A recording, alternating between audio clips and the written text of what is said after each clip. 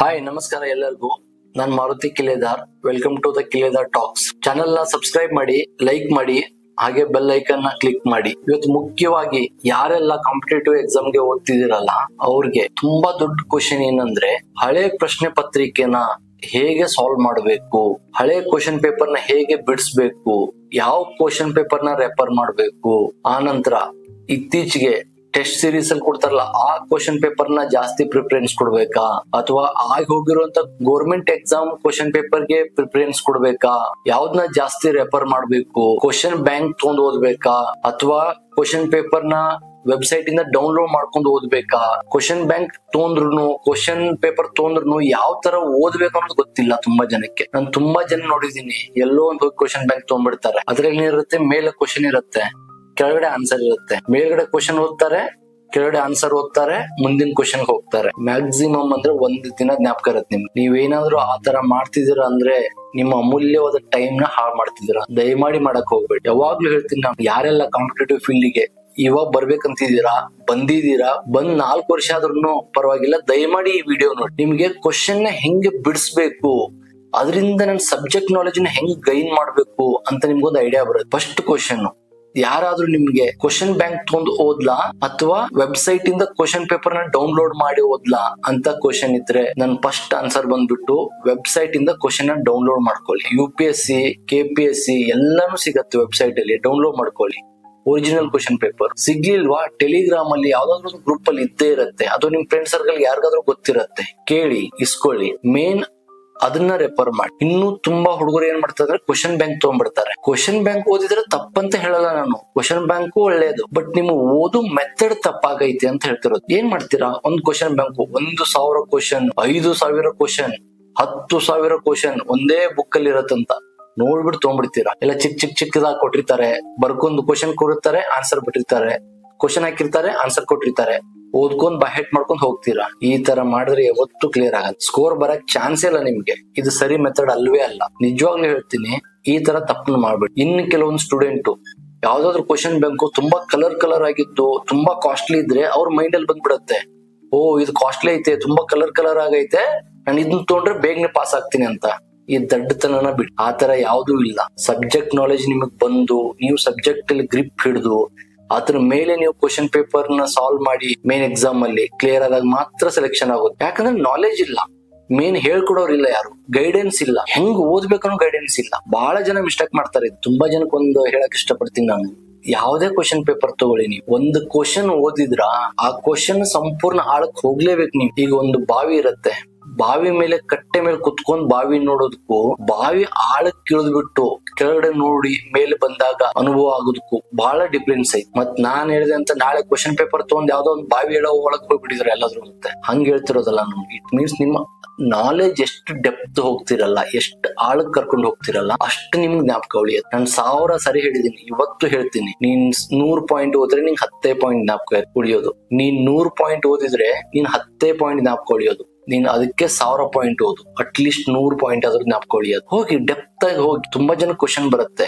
Depth ಆಗಿ ಹೋಗೋದಂದ್ರೆ ಹೆಂಗೆ, depth knowledge ಅಂದ್ರೆ ಹೆಂಗೆ. ನಾನು ಒಂದೇ ಒಂದು ಎಕ್ಸಾಂಪಲ್ ಕೊಡ್ತೀನಿ. ನಾನು ವಿಡಿಯೋನ ತುಂಬಾ ಡ್ರ್ಯಾಗ್ ಮಾಡಕ್ ಹೋಗಲ್ಲ. ಇದ್ರ ಮೇಲೆ ನೀವು ಅರ್ಥ ಮಾಡ್ಕೊಂಡು ಪ್ರತಿಯೊಬ್ರು ಅದನ್ನ ಅಪ್ಲೈ ಮಾಡ್ಕೊಂಡು ಹೋಗಿ, ಪ್ರತಿ ಒಂದು ಕ್ವಶನ್ಗೂ ಅಪ್ಲೈ ಮಾಡ್ಕೊಂಡು ಹೋಗಿ. ಅದು ಯಾವ್ದೇ ಇರ್ಲಿ ಕ್ವಶನ್, ನೀವು ಎಲ್ಲಕ್ಕೂ ಈ ತರ ಅಪ್ಲೈ ಮಾಡ್ಲೇಬೇಕು, ಅದೇ ತರ ಓದ್ಲೇಬೇಕು. ಅವಾಗ್ಲೇ ನಿಮ್ಗೆ ಸ್ಕೋರ್ ಬರಕ್ ಚಾನ್ಸ್, ನಿಮ್ ನಾಲೆಜ್ ಬಿಲ್ಡ್ ಆಗಕ್ ಚಾನ್ಸ್ ಇರುತ್ತೆ. ಹೇಗಪ್ಪ ಅಂತ ಒಂದು ಎಕ್ಸಾಂಪಲ್ ನಿಮ್ಗೆ ಹೇಳ್ಬೇಕಂದ್ರೆ, ನಾನು ಕರಡು ಸಮಿತಿ ಡ್ರಾಫ್ಟಿಂಗ್ ಕಮಿಟಿ, ಇದರಲ್ಲಿ ಈ ಕೆಳಗಿನವರಲ್ಲಿ ಯಾರು ಮೆಂಬರ್ ಅಲ್ಲ ಅಂತ ಒಂದು ಕ್ವಶನ್ ಬಂದೈತೆ ಅಂತ ಇಟ್ಕೊಳ್ಳಿ ನೀವು. ಆಪ್ಷನ್ಸ್ A ಇರುತ್ತೆ, ಅಂಬೇಡ್ಕರ್ ಇರುತ್ತೆ. ಆಪ್ಷನ್ಸ್ B ಇರುತ್ತೆ, KM ಮುನ್ಷಿ ಇರುತ್ತೆ. ಆಪ್ಷನ್ C ಇರುತ್ತೆ, ಮಹಾತ್ಮ ಗಾಂಧಿ ಇರುತ್ತೆ. ಆಪ್ಷನ್ಸ್ D ಇರುತ್ತೆ, ಅಲ್ಲಾಡಿ ಕೃಷ್ಣಸ್ವಾಮಿ ಅಯ್ಯಂಗಾರ್ ಅಂತ ಇರುತ್ತೆ. ಈಗ ಇದ್ 4 ಆಪ್ಷನ್ಸ್ ಹೇಳಿದಾಗ ನಿಮಗೂ ಓದಕ್ ಬಂದವ್ರಿಗೆ, ಆಲ್ರೆಡಿ ಓದ್ದವ್ರಿಗೆ ಈಸಿಯಾಗಿ ಗೊತ್ತು ಏನು, ಡ್ರಾಫ್ಟಿಂಗ್ ಕಮಿಟಿಯಲ್ಲಿ, ಕರಡು ರಚನಾ ಸಮಿತಿಯಲ್ಲಿ ಗಾಂಧೀಜಿಯವ್ರು ಇರ್ಲಿಲ್ಲ ಅಂತ. ಹೊಸಬ್ರು ಇದ್ರೆ ಅವ್ರಿಗೆ ಇನ್ನೂ ಐಡಿಯಾ ಯಾರಿದ್ದಾರೆ ಯಾರಿಲ್ಲ. ಬಟ್ ಅವರು ನೋಡಿ ಹೇಗೆ ನೀವು ಕ್ವಶನ್ ಪೇಪರ್ ನ ಬಿಡಿಸ್ಬೇಕು ಅನ್ನೋದು ಫಸ್ಟ್ ಕಲ್ಕೊಳ್ಳಿ, ಆ ನಂತರ ಎಲ್ಲಾನು ಸಿಗತ್ತೆ ನಿಮ್ಗೆ. ದಯಮಾಡಿ ಆಯ್ತಾ.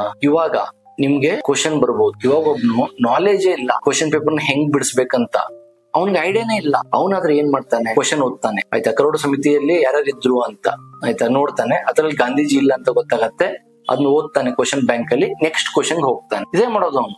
ಕ್ವಶನ್ ಬ್ಯಾಂಕ್ ಇಟ್ಕೊಂಡಿರ್ತಾನೆ, ಕ್ವಶನ್ ಓದ್ತಾನೆ, ಅಲ್ಲಿ ಕೆಳಗಡೆ ಆನ್ಸರ್ ಕೊಟ್ಟಿರ್ತಾರೆ ಮಹಾತ್ಮ ಗಾಂಧಿ ಅಂತ, ಇದೇನಾ ಆನ್ಸರು ಅಂತಾನೆ ಮುಂದೆ ಹೋಗ್ಬಿಡ್ತಾನೆ. ಇದು ತಿಳುವಳಿಕೆ ಇಲ್ದವನು. ಈ ತರ ಓದ್ರೆ ನಿಮ್ಗೆ ಸ್ಕೋರ್ ಬರಕ್ ಚಾನ್ಸ್. ಈಗ ಇದೊಂದು ಕ್ವಶನ್ ಓದ್ತೀರಾ, ಸ್ಟಾಪ್ ಮಾಡಿ. ಫಸ್ಟ್ ತಿಳ್ಕೊಳ್ಳಿ, ಕರಡು ಸಮಿತಿ ಅಂದ್ರೆ ಇದು ರಚನೆ ಏನಕ್ಕಾಗೈತೆ, ಇದು ನಿಮ್ಗೆ ಗೊತ್ತಿತ್ತಾ? ಇದನ್ ಬಿಡಿ, ಮುಂದೆ ಹೋಗಿ. ಕರಡು ಸಮಿತಿ ನೇಮಕ ಆಗಿದ್ದೆ ಯಾವಾಗ, ಇದನ್ನ ತಿಳ್ಕೊಳ್ಳಿ. ಇದು ನಮ್ಗೆ ಗೊತ್ತೈತಪ್ಪ, August 29, 1947 ನೇಮಕ ಆಗಿತ್ತು. ನಿಮ್ಗೆ ಗೊತ್ತೈತಾ? ಮುಂದೆ ಹೋಗಿ. ಗೊತ್ತಿಲ್ವಾ? ಪಕ್ಕದಲ್ಲೇ ಮೊಬೈಲ್ ಇರತ್ತೆ, ಪಕ್ಕದಲ್ಲೇ ಬುಕ್ ಇರತ್ತೆ, ರೆಫರಲ್ ಗೂಗಲ್ ಮಾಡಿ ತಿಳ್ಕೊಳ್ಳಿ. ನಿಮ್ಗೆ ಗೊತ್ತಿಲ್ವಾ? ಅದನ್ನ ಶಾರ್ಟ್ಸ್ ನೋಟ್ಸ್ ಒಂದ್ ಸೈಡ್ ಅಲ್ಲಿ ಶಾರ್ಟ್ ನೋಟ್ ಮಾಡಿ. ಗೊತ್ತಿಲ್ಲದೆ ಇರೋ, ಗೊತ್ತಿದ್ದದನ್ನ ಬರೆಯಕ್ ಹೋಗ್ಬೇಡಿ. ನಿಮ್ಗೆ ಏನ್ ಗೊತ್ತಿಲ್ಲಲ್ಲ ಅದನ್ನ ಶಾರ್ಟ್ ನೋಟ್ ಮಾಡಿ. ಅದಾದ ನಂತರ ನೆಕ್ಸ್ಟ್ ಕ್ವಶನ್ ನಿಮ್ ಮೈಂಡ್ ಅಲ್ಲೇ ಬರ್ಬೇಕು. ಎಷ್ಟು ಮೆಂಬರ್ಸ್ ಇದ್ರು ಗೂಗಲ್ ಮಾಡಿ. ಗೊತ್ತಿದಾರ? 7 ಜನ ಇದಾರ ಅಂತ ಇಟ್ಕೊಳ್ಳಿ, ಆಯ್ತಾ? ಆ ನಂತರ 2 ಜನ ಹೊರಗಡೆ ಹೋಗ್ತಾರೆ, ಆಯ್ತಾ? ಮತ್ತೆ 2 ಬರ್ತಾರೆ, ಬಟ್ ಕಾಮನ್ ಆಗಿ 7 ಜನ ಅಂತೀವಿ, ಆಯ್ತಾ? 7 ಜನ ಇದಾರ, ಗೊತ್ತಾಯ್ತಾ? ಮುಂದೆ ಹೋಗಿ. ಇದ್ರ ನೆಕ್ಸ್ಟ್ ಏನ್ ಬರ್ಬೋದು? ಚೇರ್ಮನ್ ಯಾರಾಗಿದ್ರು ಅಂತ ಕೇಳ. ಸಮಿತಿಯ ಚೇರ್ಮನ್ ಯಾರಾಗಿದ್ರು ಅಂತ ಕೇಳ. ಗೊತ್ತಾಯ್ತಾ? ಓಕೆ. ಗೊತ್ತಿಲ್ವಾ? ಗೂಗಲ್ ಮಾಡಿ, ಅಂಬೇಡ್ಕರ್ ಅವರು, ಆಯ್ತಾ? ಇದ್ರ ನೆಕ್ಸ್ಟ್ ಏನ್ ಕೇಳ್ಬೋದು? ಸದಸ್ಯರ ಹೆಸರು ಕೇಳ್ಬೋದು. 7 ಜನ ಯಾರ್ಯಾರಿದ್ರು ಅಂತ ಸದಸ್ಯರ ಹೆಸರು ಕೇಳ್ಬೋದು. ಗೊತ್ತಾಯ್ತಾ? ಓಕೆ. ಗೊತ್ತಿಲ್ವಾ? ಗೂಗಲ್ ಮಾಡಿ. ಸದಸ್ಯರ ಹೆಸರನ್ನ ಒಂದ್ ಕಡೆ ಬರಿ. ಯಾರ್ಯಾರಿದ್ರು? ಅಂಬೇಡ್ಕರ್ ಇದ್ರು, ಅಲ್ಲಾಡಿ ಕೃಷ್ಣಸ್ವಾಮಿ ಅಯ್ಯರ್ ಇದ್ರು, ಗೋಪಾಲ್ ಸ್ವಾಮಿ ಅಯ್ಯಂಗಾರ್ ಇದ್ರು, KM ಮುನ್ಷಿ ಇದ್ರು, ಸೈಯದ್ ಮೊಹಮ್ಮದ್ ಸಾದುಲ್ಲಾ ಇದ್ರು, ನೆಕ್ಸ್ಟ್ N ಮಾಧವರಾವ್ ಇದ್ರು, ಇನ್ನೊಬ್ರು TT ಕೃಷ್ಣಮಾಚಾರಿ ಇದ್ರು. 7 ಜನ. ಇದ್ರಲ್ಲಿ ಇನ್ನೂ ಡೆಪ್ತ್ ಆಗಿ ಹೋಗ್ತೀರಾ? 2 ಜನ, ಒಬ್ರು ಹೆಲ್ತ್ ಇಶ್ಯೂ ಆಗ್ಬಿಟ್ಟು ರಾಜೀನಾಮೆ ಕೊಡ್ತಾರೆ, ಇನ್ನೊಬ್ರು ಡೆತ್ ಆಗ್ತಾರೆ. ಇವ್ರಿಬ್ರು ಯಾರು? ಇವ್ರ ಜಾಗದಲ್ಲಿ ಯಾರು ಬಂದ್ರು? ಇದನ್ನು ಒಂದ್ ಕಡೆ ನೋಟ್ ಮಾಡಿ, ಆಯ್ತಾ? ಇದೆಲ್ಲ ಮುಗಿತಾ? ಇದಾದ ನಂತರ ಡ್ರಾಫ್ಟಿಂಗ್ ಕಮಿಟಿ ಏನು ಕರಡು ಸಮಿತಿ ಐತಲ್ಲ, ಈ ಸಮಿತಿ ಕರಡನ್ನ ಯಾವಾಗ ಸಬ್ಮಿಟ್ ಮಾಡ್ತು, ಯಾವಾಗ ನೀಡ್ತು ಅಂತ ಕ್ವಶನ್ ಬರ್ಬೋದು. ಇದು ಗೊತ್ತೈತಾ ನಿಮಗೆ? ಇದು ಗೊತ್ತಿಲ್ವಾ? ಇದನ್ನು ನೋಟ್ ಮಾಡ್ಕೊಳ್ಳಿ. ಏನಂತ? February 21, 1948 ಅಂತ. ಇದಾದ ನಂತರ ಮತ್ತೆ ಸೆಕೆಂಡ್ ಟೈಮ್ ಮತ್ತೆ ಸಬ್ಮಿಟ್ ಮಾಡ್ತಾರೆ. ಇದು ಗೊತ್ತೈತಾ ನಿಮ್ಗೆ? ಗೊತ್ತಿಲ್ವಾ? ಗೊತ್ತಿಲ್ಲ ಅಂದ್ರೆ ಇದನ್ನ ಒಂದ್ ಕಡೆ ನೋಟ್ ಮಾಡಿ. October 21, 1948 ಅಲ್ಲಿ ಸೆಕೆಂಡ್ ಆಗತ್ತೆ. ಅದಾದ ನಂತರ ನೆಕ್ಸ್ಟ್ ಫೈನಲ್ ಆಗಿ ಕಾನ್ಸ್ಟಿಟ್ಯೂಷನ್ ಅಡಾಪ್ಟ್ ಮಾಡ್ಕೊಂಡಿದ್ದೆ ಯಾವಾಗ? ಅಸೆಂಬ್ಲಿಯಿಂದ ಅಂತ ಲಾಸ್ಟ್ ಕ್ವಶನ್ ಬರ್ಬೋದು ನಿಮ್ಗೆ. ಇದು ಗೊತ್ತೈತಾ? ಓಕೆ. ಗೊತ್ತಿಲ್ವಾ? ಇದನ್ನು ಒಂದ್ ಕಡೆ ನೋಟ್ ಮಾಡಿ. November 26, 1949 ಅಂತ. ಇದೆಲ್ಲ ಒಂದ್ ಕಡೆ ಮುಗಿತಾ? ಇದಾದ ನಂತರ ನೆಕ್ಸ್ಟ್ ಅಂಬೇಡ್ಕರ್ ಅವ್ರ ಬಗ್ಗೆ ಏನೇನ್ ಗೊತ್ತೈತೆ, ಏನ್ ಗೊತ್ತಿಲ್ಲ, ಗೂಗಲ್ ಅಲ್ಲಿ ಎಲ್ಲಾ ಬರತ್ತೆ ನಿಮ್ಗೆ. ಅಂಬೇಡ್ಕರ್ ಹೆಸರು ಹೊಡೆದ್ರೆ ಸಾಕು, ಇಡೀ ಹಿಸ್ಟ್ರಿನ ಬಂದ್ಬಿಡತ್ತೆ ಏನೇನ್ ಮಾಡಿದ್ರಂತ. ಇಂಪಾರ್ಟೆಂಟ್ ಎಲ್ಲ ನೋಟ್ಸ್ ಮಾಡಿ. ಅದೇ ತರ ಅಯ್ಯಂಗಾರ್ದು ನೋಟ್ಸ್ ಮಾಡಿ. ಅದೇ ತರ KM ಮುನ್ಷಿ ಅವ್ರದ್ದು ನೋಟ್ಸ್ ಮಾಡಿ. ಏನ್ ಇಂಪಾರ್ಟೆಂಟ್ ಅನ್ಸತ್ತಲ್ಲ ಇದೆಲ್ಲ ಒಂದ್ ಕಡೆ ನೋಟ್ಸ್ ಮಾಡಿ. ಇದೆಲ್ಲ ನೋಟ್ಸ್ ಮಾಡಿ ಒಂದ್ ಕಡೆ ಕ್ಲಿಯರ್ ಕಟ್ ಆಗಿ ಇಡೀ ಡೆಪ್ತ್ ಆಗಿ ಎಷ್ಟು ಆಳ ಐತೆ ಅಷ್ಟು ಆಳದ ತನಕ ಹೋಗಿ ಒಂದು ಕ್ವಶನ್ ನೀವು ಓದಿದ್ರಂದ್ರೆ ಇದು ನಿಮ್ ಮೈಂಡ್ ಅಲ್ಲಿ ಅಚ್ಚು ಹೊಡೆದಂಗಿರುತ್ತೆ. ಮೈಂಡ್ ಅಲ್ಲಿ ಕುತ್ಕೊಂಡ್ಬಿಡತ್ತೆ ಅದು ನೀಟಾಗಿ. ಒಂದ್ ಸ್ಟೋರಿ ಫ್ರೇಮ್ ಐತಿ ನಿಮ್ಗೆ ಹತ್ರ. ಯಾವಾಗ ನೇಮಕ ಆಯ್ತು, ಯಾರ್ಯಾರಿದ್ರು, ಯಾರು ತೀರೋದ್ರು, ಅವ್ರ ಜಾಗಕ್ಕೆ ಯಾರು ಬಂದ್ರು, ಎಷ್ಟು ಸದಸ್ಯರಿದ್ರು, ಯಾವಾಗ ಫಸ್ಟ್ ಸಬ್ಮಿಟ್ ಆಗಿದ್ದು, ಯಾವಾಗ ಸೆಕೆಂಡ್ ಸಬ್ಮಿಟ್ ಆಗಿದ್ದು, ಫೈನಲ್ ಸಬ್ಮಿಟ್ ಆಗಿದ್ದು ಯಾವಾಗ, ಅಸೆಂಬ್ಲಿ ಒಪ್ಕೊಂಡಿದ್ದೆ ಯಾವಾಗ, ಹೆಡ್ ಯಾರಾಗಿದ್ರು, ಕಂಪ್ಲೀಟ್ ಹಿಸ್ಟ್ರಿ ನಿಮ್ ಕೈನಿಗೆ ಸಿಕ್ಬಿಡತ್ತೆ. ಈ ತರ ಸಿಕ್ಕಾಗ ನಿಮ್ಗೆ ಇದನ್ನ ಬೇಗನೆ ಮರೆಯಕ್ಕಾಗಲ್ಲ. ಒಂದ್ ಸೆಕೆಂಡ್ ಒಂದು ಬ್ರಾಡ್ ನಾಲೆಜ್ ಬೆಳೆಯತ್ತೆ ನಿಮ್. ಈ ತರ ಪ್ರತಿ ಒಂದು ಕ್ವಶನ್ಗೂ ಈ ಕಾನ್ಸೆಪ್ಟ್ ನ ಅಪ್ಲೈ ಮಾಡಿ. ಅದು ಜಿಯೋಗ್ರಫಿ ಇರ್ಲಿ, ಸೈನ್ಸ್ ಇರ್ಲಿ, ಎನ್ವೈರನ್ಮೆಂಟ್ ಇರ್ಲಿ, ಪೊಲಿಟಿ ಇರ್ಲಿ, ಹಿಸ್ಟ್ರಿ ಇರ್ಲಿ, ಕರೆಂಟ್ ಅಫೇರ್ಸ್ ಇರ್ಲಿ, ಯಾವುದೇ ಇರ್ಲಿ, ಪ್ರತಿ ಒಂದಕ್ಕೂ ಇದೇ ತರ ಡೆಪ್ತ್ ಆಗಿ ಹೋಗಿ. ಅವಾಗ ಮಾತ್ರ ನಿಮ್ಗೆ ನಾಲೆಜ್ ಬೆಳೆಯುತ್ತೆ, ನೀವು ಓದಿದ್ ಹೆಲ್ಪ್ ಆಗತ್ತೆ. ನೀವು ಕ್ವಶನ್ ಪೇಪರ್ ಬಿಡಿಸ್ತಿದ್ರೆ ಪ್ರತಿ ಒಂದು ಕ್ವಶನ್ ಪೇಪರ್ನು ಇದೇ ತರ ಬಿಡಿಸ್ಬೇಕು ನೀವು. ಪ್ರತಿ ಒಂದು ಕ್ವಶನ್ ಪೇಪರ್ ಅಲ್ಲ, ಪ್ರತಿ ಒಂದು ಕ್ವಶನ್ ಇದೇ ತರ ಬಿಡಿಸ್ಬೇಕು ನೀವು. ಯಾಕಂದ್ರೆ ಇದೇ ಬಹಳ ಇಂಪಾರ್ಟೆಂಟ್. ನಿಮ್ಗೆ ಒಂದ್ ದಿನಕ್ಕೆ 20 ಕ್ವಶನ್ ಬಿಡ್ಸಕ್ಕಾಗತ್ತಾ? 20 ಬಿಡಿಸಿ. ಬಟ್ ಯಾವಾಗ್ಲೂ ಮೇಲೆ ಓದ್ಕೊಂಡು ಪೇಜ್ ತಿರ್ಸ್ಕೊಂಡು ಹೋದ್ರೆ ಸ್ಕೋರ್ ಬರಲ್ಲ, ನಿಮ್ ನಾಲೆಜ್ ಬಿಲ್ಡ್ ಆಗಲ್ಲ. ನೀವು ಕ್ಲಿಯರ್ ಮಾಡೋದು ಬಹಳ ಕಷ್ಟ ಆಗತ್ತವ. ಇದ್ರ ಜೊತೆಗೆ ಇನ್ನೊಂದ್ಸರಿ ಅನ್ಸತ್ ನಿಮ್ಗೆ, ಏನ್ ಅನ್ಸತ್ ಹೇಳಿ? ಈ ತರ ಮಾಡ್ಬೇಕಂದ್ರೆ ತುಂಬಾ ಟೈಮ್ ಸ್ಪೆಂಡ್ ಆಗತ್ತೆ. ಇನ್ನೊಂದು, ತುಂಬಾ ಮೊಬೈಲ್ ಹುಡುಕ್ಬೇಕು, ಎಲ್ಲಾ ಬುಕ್ಸ್ ಕೆದಕ್ಬೇಕು, ನಿಮ್ಮ ಬ್ರೈನ್ ಗೆ ತುಂಬಾ ಕೆಲಸ ಕೊಡ್ಬೇಕು. ಒಂದ್ ಟೈಮ್ ನಿಮ್ ಮನ್ಸಿಗೆ ಅನ್ಸತ್ತೆ ಏನಂತ, ಇದೆಲ್ಲ ಯಾರ್ ಮಾಡ್ತಾರಪ್ಪ, ಸುಮ್ನೆ ಒಂದು ಕ್ವಶನ್ ಬ್ಯಾಂಕ್ ತಗೊಂಡ್ಬಿಟ್ಟು ಅದ್ರಲ್ಲಿ ಕ್ವಶನ್ ಇರತ್ತೆ, ಆನ್ಸರ್ ಇರತ್ತೆ, ಓದ್ಕೊಂಡ್ ಹೋದ್ರೆ ಸಾಕಲ್ಲ. ಆ ತರ ಓದ್ಕೊಂಡ್ ಹೋಗ್ತಿದ್ರೆ 3 ರಿಂದ 4 ವರ್ಷ ಅದೇ ಲೈಬ್ರರಿ, ಅದೇ ಬುಕ್, ಅದೇ ಪೇಜ್ ಅಲ್ಲೇ ಇರ್ತೀರಾ. ಮುಂದೆ ನೀವು ಹೋಗಕ್ ಚಾನ್ಸೇ ಇಲ್ಲ. ಫಸ್ಟ್ ಇದನ್ನ ಅರ್ಥ ಮಾಡ್ಕೊಳ್ಳಿ. ಏನಾದ್ರು ಮಾಡ್ತಿದ್ದೀರಾ ಅದನ್ನ ಸ್ಮಾರ್ಟ್ ಆಗಿ ಅರ್ಥ ಮಾಡ್ಕೊಳ್ಳಿ. ಹೆಂಗ್ ಓದ್ಬೇಕು ಅಂತ ಫಸ್ಟ್ ಸ್ಮಾರ್ಟ್ ಆಗಿ ಇದನ್ನ ಹೆಂಗ್ ಅರ್ಥ ಮಾಡ್ಕೋಬೇಕು.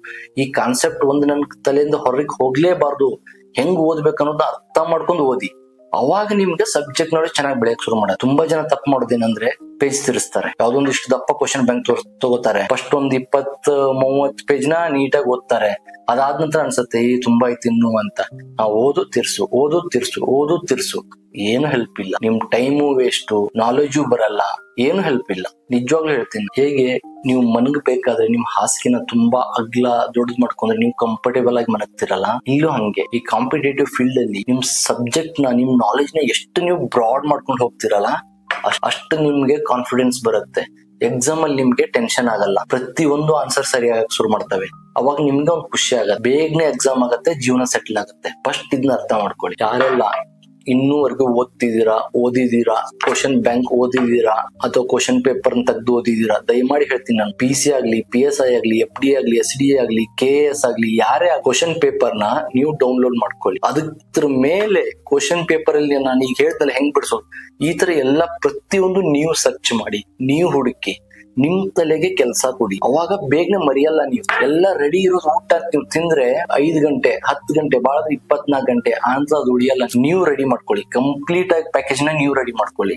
ಅವಾಗ ನಿಮ್ಮ ನಾಲೆಜ್ ಬೆಳೆಯೋದು ಬೇರೆ ರೇಂಜ್ ಅಲ್ಲೇ. ಇದನ್ನ ಫಸ್ಟ್ ಅರ್ಥ ಮಾಡ್ಕೊಳ್ಳಿ. ಇದ್ರ ಮುಂದೆ ನಾನು ತುಂಬಾ ಹೇಳಕ್ ಹೋಗಲ್ಲ, ಇದೊಂದೇ ಕಾನ್ಸೆಪ್ಟ್ ಇರೋದು. ಬೇಕಂದ್ರೆ ನೀವ್ ಇಷ್ಟು ದಿನ ಏನು ಓದ್ತಿದ್ದೀರಲ್ಲ, ಒಂದ್ಸರಿ ಕುತ್ಕೊಂಡು ಯೋಚನೆ ಮಾಡಿ, ಈ ಮನುಷ್ಯ ಹೇಳ್ದಂಗ್ ನಾನು ಓದ್ತಿದ್ದೀನ, ಈ ಅಪ್ಪ ಹೇಳ್ದಂಗ್ ನಾನು ಓದ್ತಿದ್ದೀನ, ಇದೇ ಕ್ರಮ ಐತ ನಂದ ಅಂತ ಇಲ್ವಾ? ನಿಜವಾಗ್ಲೂ ಚೇಂಜ್ ಮಾಡ್ಕೊಳ್ಳಿ. ನಿಜವಾಗ್ಲೂ ನಿಮ್ ಲೈಫ್ ಅಲ್ಲಿ ಹೆಲ್ಪ್ ಆಗತ್ತೆ. ಇಲ್ಲ ಅದೇ ತರ ಒಂದ್ ಕ್ವಶನ್ ಓದೋದು, ಕೆಳಗಡೆ ಆನ್ಸರ್ ಕೊಟ್ಟಿರ್ತಾರೆ ಅದನ್ನ ಓದೋದು, ನಾ ಮುಂದೆ ಹೋಗೋದು ಮಾಡ್ತೀನಿ ಅಂದ್ರ ಹಂಗೆ ಮುಂದೆ ಹೋಗ್ತಾನೆ ಇರ್ತೀರಾ. ಜಾಬ್ ಹೋಗೋದು ಬಹಳ ಕಷ್ಟ. ನಿಮ್ಮ ಲೈಫ್ ನ ನಿಮ್ ಕೈಯಲ್ಲೇ. ಕ್ವಶನ್ ಪೇಪರ್ ಐತಲ್ಲ, ಅದ್ರಲ್ಲೂ ತುಂಬಾ ಜನ ಕ್ವಶನ್ ಏನಂದ್ರೆ, ಹಳೆ ಗೌರ್ಮೆಂಟ್ ಎಕ್ಸಾಮ್ ಕ್ವಶನ್ ಓದ್ಬೇಕಾ ಅಥವಾ ಇವಾಗ ತುಂಬಾ ಇನ್ಸ್ಟಿಟ್ಯೂಷನ್ ಅಲ್ಲಿ ಕ್ಲಾಸ್ ಮಾಡ್ತಾರಲ್ಲ ಆ ಕ್ವಶನ್ ಪೇಪರ್ ರೆಫರ್ ಮಾಡ್ಬೇಕಾ ಅಂತ ನನ್ನ ಸಜೆಷನ್. ಎಷ್ಟಾಗತ್ತಷ್ಟು ಹಳೆ government exam, central government, state government, ಯಾವ್ದೇ ಗೌರ್ಮೆಂಟ್ ಆಗ್ಲಿ, ಆಚೆ ತಮಿಳುನಾಡು, ಈ ಕಡೆ ಆಂಧ್ರ, ಯಾವ್ದೇ ಗೌರ್ಮೆಂಟ್ ಎಕ್ಸಾಮ್ ಇಂದ ಏನ್ ಪಬ್ಲಿಷ್ ಆಗಿರ್ತಲ್ಲ ಕ್ವಶನ್ ಪೇಪರ್, ಅವತ್ನ ಡೌನ್ಲೋಡ್ ಮಾಡ್ಕೊಳ್ಳಿ. ಆ ಕ್ವಶನ್ ಪೇಪರ್ ನ ರೆಫರ್ ಮಾಡಿ, ಬಹಳ ಹೆಲ್ಪ್ ಆಗತ್ತ. ಯಾವ್ದು SSC, ಸೆಂಟ್ರಲ್ ಗೌರ್ಮೆಂಟ್ ಅಲ್ಲಿ RRB, ಯಾವ್ದೋ ಜನರಲ್ ನಾಲೆಜ್ ಕ್ವಶನ್ ಪೇಪರ್ ಅಂತ ಎಲ್ಲದನ್ನೂ ಡೌನ್ಲೋಡ್ ಮಾಡಿ ಇಟ್ಕೊಳ್ಳಿ. ಎಲ್ಲಾನು ಬಿಡಿಸಿ. ಜೊತೆಯಲ್ಲಿ ಒಳ್ಳೆ ಹುಡುಗರು ಇದ್ರೆ ಹುಡುಗರ ಜೊತೆ ಕುತ್ಕೊಂಡ್ ಕ್ವಶನ್ ಪೇಪರ್ 4 ಜನ 4 ಶೇರ್ ಮಾಡ್ತಾರೆ, ಹೆಲ್ಪ್ ಆಗತ್ತೆ. ತುಂಬಾ ನಿಮ್ದು ಮೈಂಡ್ ಬೂಸ್ಟ್ ಆಗತ್ತೆ, ನಿಮ್ಮ ಕಾನ್ಫಿಡೆನ್ಸ್ ಇಂಪ್ರೂವ್ ಆಗಕ್ ಶುರು ಮಾಡತ್ತೆ. ಇದ್ರ ಮುಂದೆ ಏನೇ ಡೌಟ್ ಇದ್ರು ಕಮೆಂಟ್ ಅಲ್ಲಿ ಹಾಕಿ, ಅದಕ್ಕೆ ನಾನು ಸಾಲ್ವ್ ಮಾಡ್ತೀನಿ. ಅದೇ ತರ ಏನಾದ್ರೂ ಈ ಇನ್ಫಾರ್ಮೇಶನ್ ಇಷ್ಟ ಆಗಿದ್ರೆ ನನ್ನ ವಿಡಿಯೋನ ಲೈಕ್ ಮಾಡಿ, ಹಾಗೆ ಸಬ್ಸ್ಕ್ರೈಬ್ ಮಾಡಿ. ಇದೇ ತರ PSI ಫಸ್ಟ್ ಪೇಪರ್ಗೆ ಹಾಗೂ PSI ಕಂಪ್ಲೀಟ್ ಆಗಿ ಹೆಂಗ್ ಓದ್ಬೇಕನ್ನೋ ವಿಡಿಯೋನ ಮಾಡಿ ಹಾಕಿದೀನಿ, ದಯಮಾಡಿ ನೋಡಿ. Thank you.